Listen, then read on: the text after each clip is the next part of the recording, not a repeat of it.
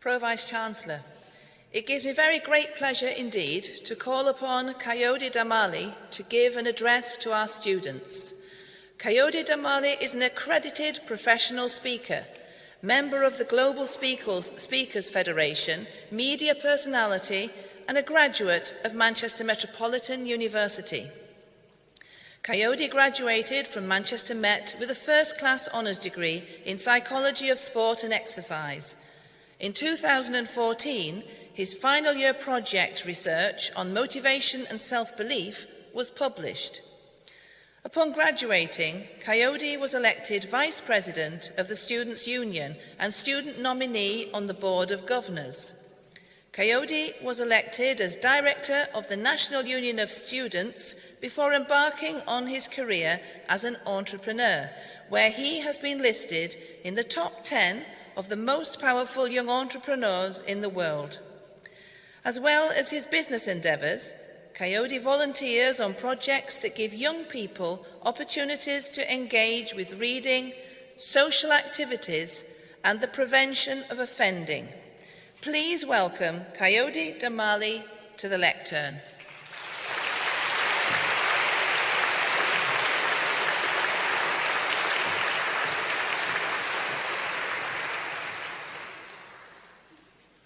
Pro-Vice-Chancellor, members of the university, graduates, what's going on? And our friends, guests and family up in the balconies. It's very high up. I hope I don't look too small, you know. I'm actually like 5'10", 5'11" on a good day, but anyway. My name is Kayode Damali. I am my mum and dad's son.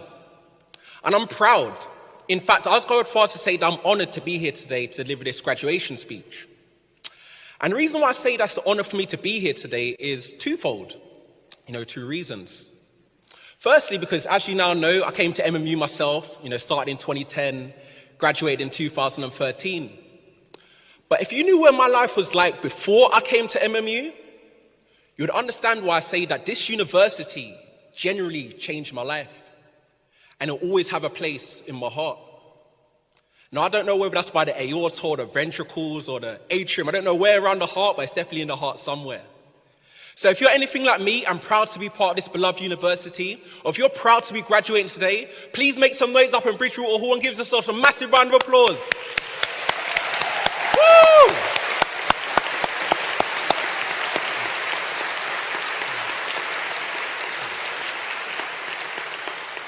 And I have to say, let me quickly digress. I have to say, I was sitting there admiring, you can tell this is an art graduation. I was admiring some of your shoes and your outfits walking across the stage. It's actually amazing. But anyway, the second reason why I say that's an honor for me to be here today is because I realized that it's been 7 years. It's been 7 years since I was last stood in this exact same spot, delivering the graduation speech to the 2014 graduation. And with yourselves being the 2021 graduation, that's 7 years. So shouts out to Rachel who invited me here today. And I remember when I got the email, I was sitting there thinking, has it actually been 7 years since I was last doing a graduation speech for MMU? And I began reflecting on what are some of the key lessons or some of the key takeaways that I can share with you today. I think reflecting is always good to do, reflecting on your day or your year or whatever. And as I was sitting there reflecting about my last 7 years, I became a bit concerned. I began being a bit worried. I didn't know whether I should ring my GP or maybe ring my mum, because I was thinking, am I maybe part dog? Or am I maybe a part canine? Because I kid you not, these last 7 years has literally felt like 1 year. Time has absolutely flown by. And I still feel exactly the same. I still got the same suit, well, different suit, but the same tie. I'm still Kayode, I'm the same guy. I still keep it real and remain fly. And in fact, I still got the same dead beard from 2014 as well. So to quickly digress, if anyone can teach me how to grow a beard for the next 7 years, because this is a bit pathetic, don't you think, for 7 years? However, in terms of the experiences and lessons that I learned along the way over these past 7 years, I am not the same. Far from it. In fact, it's Muhammad Ali who once said that the man at 50 who views the world the same as he did when he was 20 has wasted 30 years of his life. Now, of course, I'm not 50, but if I was to put it in my shoes, if I viewed the world the same when I was delivering a 2014 graduation speech as I am today delivering a 2021 graduation speech, I would have wasted 7 years of my life. Whoa, was that sneeze or? So no, I'm not the same in that sense. So over this short time that we have together today, I want to share with you one vital lesson that I've learned across these last 7 years. That if you grasp it today, I promise you that when you graduate and leave these doors in Bridgewater Hall, I promise you that you're going to be able to save yourself energy, you'll be able to save yourself resources, but most importantly, you're going to be able to save yourself time, which, as we know, is a commodity that when it's once spent, that we can't get back. So I encourage you to shake it out, sit back, relax, fasten your seatbelts, and get ready for the flight. Now, if I gave you a choice, would you rather do a bungee jump or a skydive? Now, they're both similar in a sense that they start off mad high up, like our people in the gallery right now who think I'm like 5'1". They're both similar in the sense that they start off high. They're a high-thrilled adrenaline event before going down. But the distance between the two are very different. Now, a lot of people know me as for being like a professional speaker. I guess that's cool. I've got no qualms with it. I was on The Apprentice, in a big BBC One show. They had me down as a professional speaker. So a lot of people knew me as that. That's cool. I ain't got a problem with it. That's cool. But what a lot of people don't realize is that I actually ran an events business. It started in 2014 when I was 22 years old. And in fact, coming to Bridgewater Hall today reminded me, I had events in such a situation whereby I'd be in different places around the world and still having events going on in the UK. I would have been in Sydney, Australia. I still had events going on in the UK. I remember one time I was in Pennsylvania in America. I still had events going on in the UK. So they're very successful in that sense whereby, won awards, got put in a newspaper and stuff like that. And basically how we kind of operated was that we would sit down, plan the event, run the event. Sit down with the team, okay, what should we do now? Okay, plan the event. And that was the routine over and over and over again. However, despite the success on paper, we had one massive flaw. We had one massive issue that was stopping us from being the best that we could be. And that is, we had a short-term way of thinking. Or what I like to say, we had a bungee jump way of thinking. And in fact, scratch that. When I say we, really and truthfully, I should be saying I. Because like they say, the fish stinks from the head down. I was the person in charge. I was the person responsible. So I had a short-term way of thinking. I had a bungee jump way of thinking. And what do I mean by that? Kayode, what do you mean by bungee jump way of thinking? Great question if you're wondering. Bungee jump, what's it like on a bungee jump? You start high, you come back down. You got to go back up again, and then come back down. Then you got to go back up again. Maybe not all the way up, but you still got to go back up before coming back down. And that's it over and over and over again. Whereas in contrast, skydiving, there's more longevity behind it. There's more sustainability behind it. You can keep going for longer. So what's the issue having a short-term bungee jump thinking versus our long-term skydive way of thinking? Or think about it. When you think short-term and do things short-term, you got to do things over and over and over again. You got to keep that hamster wheel going. And as they say, short-term thinking, that produces short-term results. Whereas on the other hand, long-term thinking, that produces us long-term results. And that's what we want to be aiming for. We want our results to pay dividends for us on the long run. That's the key massive difference between the two. Now, that's not to say that short-term thinking doesn't have its place. Yeah, of course it does. I don't know whether you want to do the ratio, maybe 90% long-term thinking, 10% short-term, or 80% long-term. However you want to do the ratio is up to you. But the main thing that we need to make sure that we do, the main thing that we need to make sure that happens is that whatever we do in the short term needs to be consistent with the results that we want to happen in the long term. That is the key element that I learned over the last 7 years, potentially the hard way. That is the key thing. And it's that deep for me now, this new way of thinking over these last 7 years. It's that deep for me now that I don't even care. I don't even care too tough. Maybe one tough or maybe half a tough. But I don't really care too tough about short-term results anymore. Yeah, they're cute. I might go on Instagram, see someone post up a short-term result. I might give it a like, or maybe a thumbs up emoji, or maybe an aubergine emoji. Okay, I'm not going to give it an aubergine emoji. Like, Kayode, you can't be doing that. You know, imagine you graduate today, you post up on Instagram, and then you see me putting an aubergine emoji. And I'm not going to do that, don't. But I don't even care too tough about the short-term results because anyone can have them. I've had them. But the issue when you have short-term results is that quickly come, quickly go. Easy come, easy go. So I'm not even impressed too tough about the short-term results. I'm more impressed now about the longevity and the consistency rather than the short-term flash-in-the-pan victories. That is the difference, what impresses me now. And I know sometimes we might think, wow, Kayode, you really just want us to focus on the long term? You want us to focus on the next 7 years? Well, what's that going to get us to? What, 2029? Damn, I hope I still look 2020 fine. I don't know. But yes, I know sometimes it's hard to focus on the long term. But it's like Bill Gates said, shouts out to Billy. Can I call him Billy? Well, shouts out to Bill Gates. He said that, and I'm paraphrasing, right? Because he uses the term 10 years. Well, I want to bring it to my theme of 7 I've got going on. But Bill Gates said that most people overestimate what they can achieve in a year, but underestimate what they can achieve in 7 years. So focusing on the long term is something you can do over this next 7-year period. And now as I close, as I mentioned, if you take my word for it as well, think about it, does it not make the most economical sense as well to focus on the long term? Like, if you're going to be putting in effort in regardless, right? Think about it. I know you're going to be graduating and putting in effort when you leave this room anyway, right? Because I know for the fact that to get here, you have to put in effort. So if you're going to be continuing putting in effort anyway, right? Does it not make the most economical sense, if that time's going to pass, for your effort to last long term rather than short term, have to do things over and over and over again? Like, it's just crazy the way my mind has now changed over the past 7 years. So anyway, as I close, the next 7 years for you, the time is going to pass. How you choose to spend your time over the next 7 years is down to you. Unless you're anything like what happened to me on the weekend. I was in my bathroom and I broke a mirror. So maybe my next 7 years is full of bad luck. I pray to God, please touch wood, it doesn't happen. But anyway, the next 7 years for you, you are going to arrive.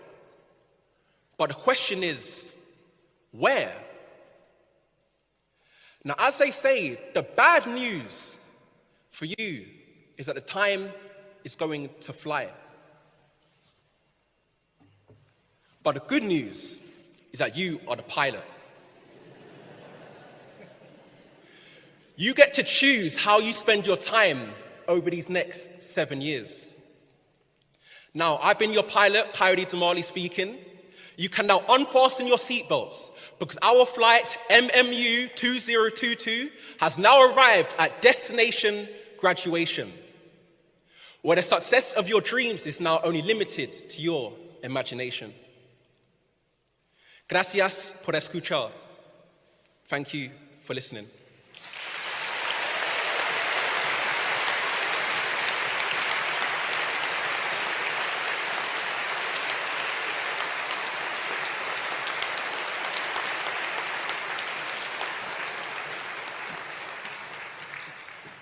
Thank you, Kayode, inspiring us all.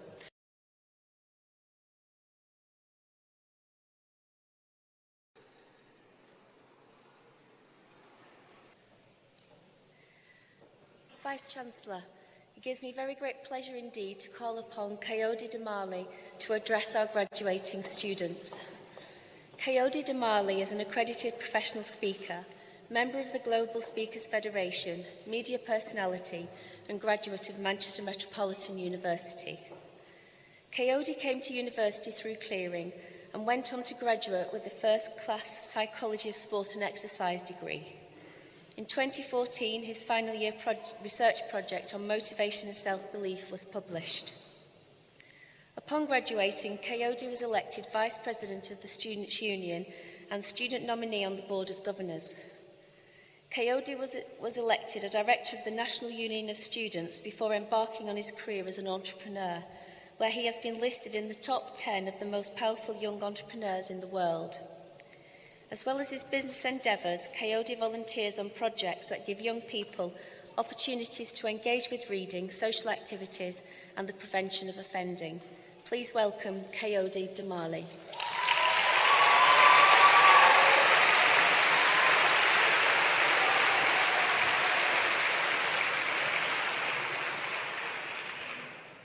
Vice-Chancellor, members of the university, good to see you again. Students, graduates, how y'all doing? Love it, man, love it. Honestly, some of you guys brought the energy. I was so jealous. I want to graduate with you. Honestly, I was enjoying it from down there, I'm telling you. And our friends, guests, and families up in the balcony, how y'all doing? Everyone good? Good. Again, even though this is the last ceremony of the day, you guys definitely brought the energy. Every time I heard a cheer, I'm like, where is that coming from? Almost gave myself whiplash. So I'm glad there's nurses in here because that almost went very wrong. But anyway, my name is Kayode Damali. I am a mum and dad's son. And I'm proud to be speaking today during a graduation speech. And this is actually my second one of the day. I did one this morning. So this is my second one of the day, which is a massive achievement for me, doing two in one day. Because I can rarely last 2 rounds. In boxing, though, I'm talking about boxing. Which for me has become a new sport, it's a new hobby of mine since the COVID period. I felt like getting into boxing was good for not only for my physical well-being, but also good for my mental well-being. Not to say that I'm any good, I'm a happy chap, I'm not mean right, but I've got a mean right. And I always try to mean right.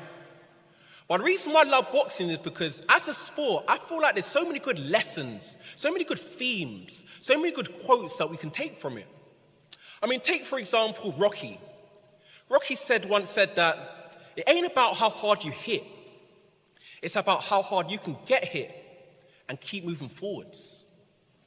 I found that very profound. I found that so profound, in fact, that I included that clip in my final year dissertation, which I got published.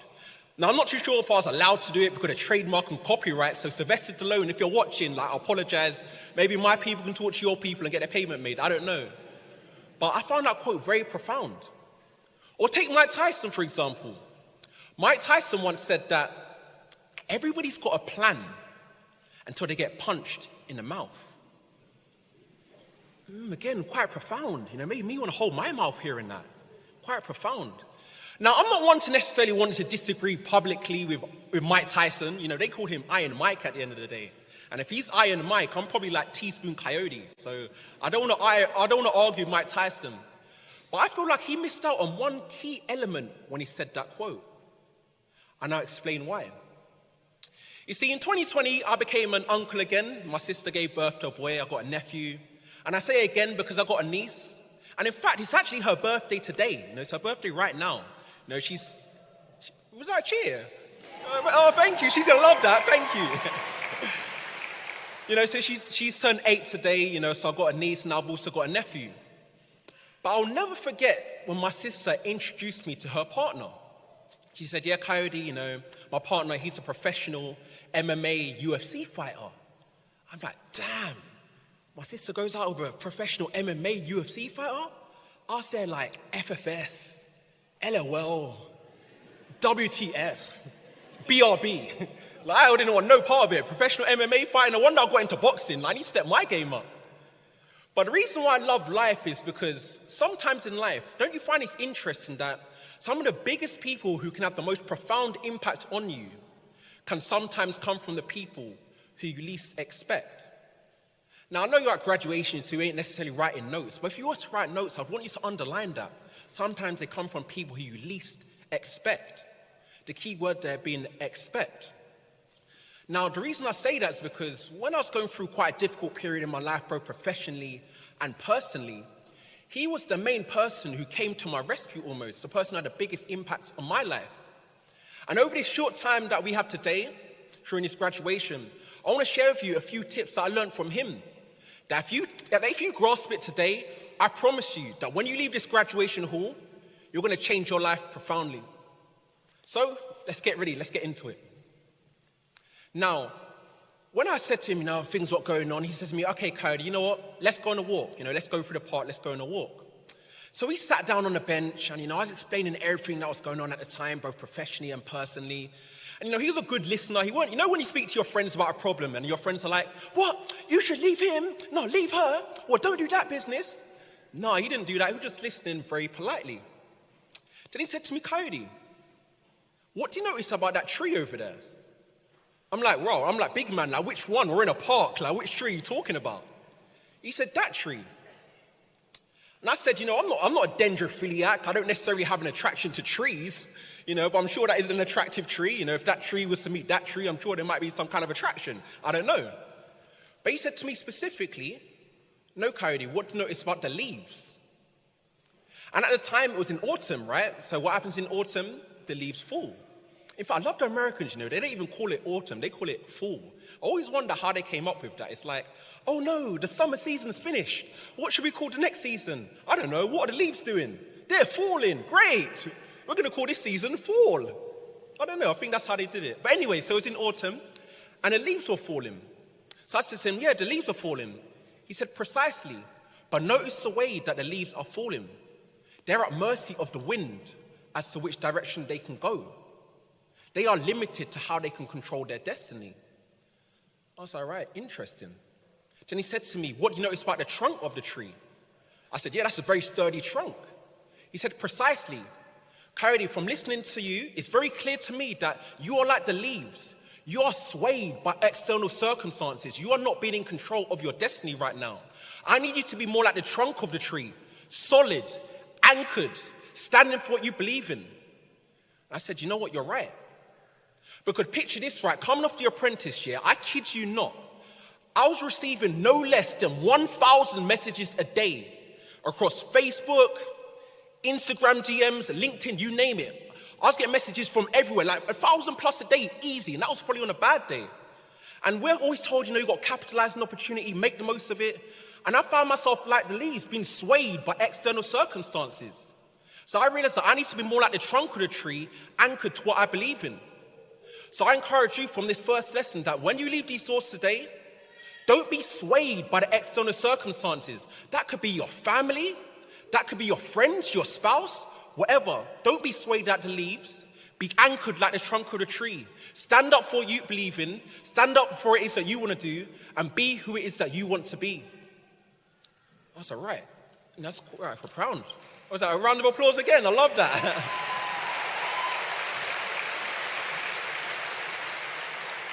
But I might as well take a sip of water while you're clapping, right? I feel like we can do this in unison. So I said, right, that's an interesting lesson. I said, what else you got for me then? He said, well, on the back of the leaves. He said, Kayode, my sister's partner said to me, Kayode, it's very clear to me that your happiness is now coming from external.